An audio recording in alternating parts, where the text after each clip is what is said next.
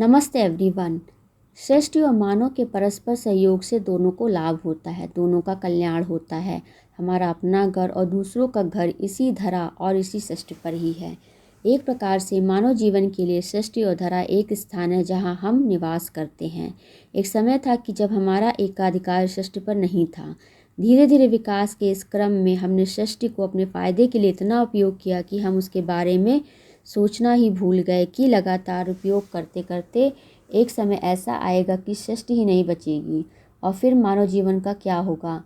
मानव जीवन ने अपनी बुद्धिमत्ता से हर प्रयास कर संपूर्णता से पेड़ पौधों, स्थान और जल का उपयोग किया है।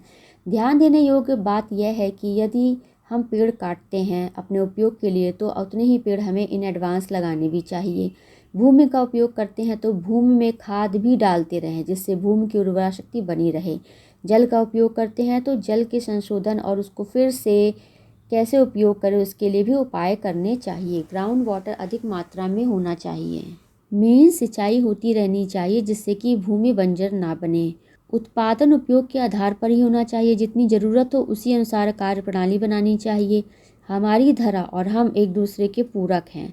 जिस प्रकार से मनुष्यों को खाने के लिए भोजन, रहने के लिए घर और पीने के लिए जल की आवश्यकता है, उसी प्रकार जीव जंतुओं को भी अधिकार है। उन्हें भी तो अपना पेट भरना है, जल पीना है, जीने के लिए निर्वाह करना है।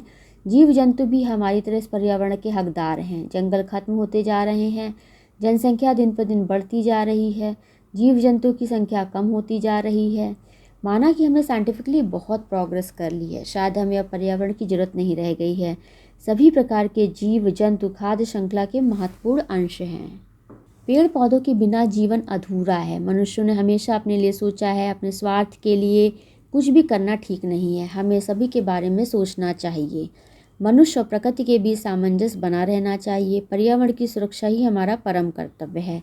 जितना हम किताबों से नहीं सीख सकते, उतना हम पृथ्वी, आकाश, जंगल, खेत, झीलें, नदियाँ, पहाड़ और समुद्र से सीख सकते हैं। आज प्रदूषण तेजी से फैल चुका है। जल प्रदूषण, वायु प्रदूषण, मृदा प्रदूषण, ध्वनि प्रदूषण, जल और जमीन, फैक्ट्रियों और कारखानों से आने वाले हानिकारक पदार्थों से दूषित हो चुकी है। गाड़ियों और कारखानों के धुओं से वायु प्रदूषित हो चुकी है।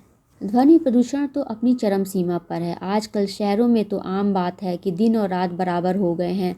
गाड़ियों का आवागमन चलता ही रहता है। प्रदूषण ये लगातार इसी प्रकार बढ़ता रहा तो आने वाली पीढ़ियों के लिए बहुत कठिनाई हो जाएगी। प्रदूषण पर्यावरण पर एक ग्रहण के समान है। वायु का शुद्ध होना अति आवश्यक है। प्रदूषण के तेजी से बढ़ने से खान पान पर असर होने के कारण स्वास्थ्य संबंधी समस्याएं बढ़ती जा रही हैं। प्रदूषण एक विकट समस्या है जिसे जड़ से मिटाना अति आवश्यक है। वायु और जल को प्रदूषित होने से बचाना होगा। प्लास्टिक का उपयोग बंद करना होगा। विकास और विज्ञान के नाम पर हमने अपना भविष्य खतरे में कर दिया है। पेड़ पौधों और पानी का संरक्षण करने से ही जीवन का संरक्षण संभव है। धन्यवाद।